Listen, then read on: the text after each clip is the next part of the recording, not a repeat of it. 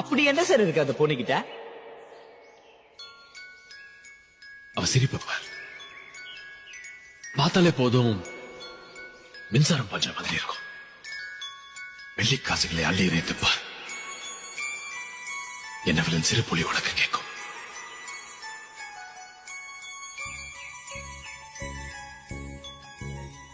அந்த பொண்ணுக்கு அந்த கண்ணுல என்னவோ இது இருக்குல்ல. அப்படி பார்க்காதே தேவா, எனக்கு எப்படியோ இருக்கு. அப்ப காதல் வந்துரும். வந்துருச்சுல்ல? இந்த பூலோகத்தில் யாரும் பார்க்கும் முன்னே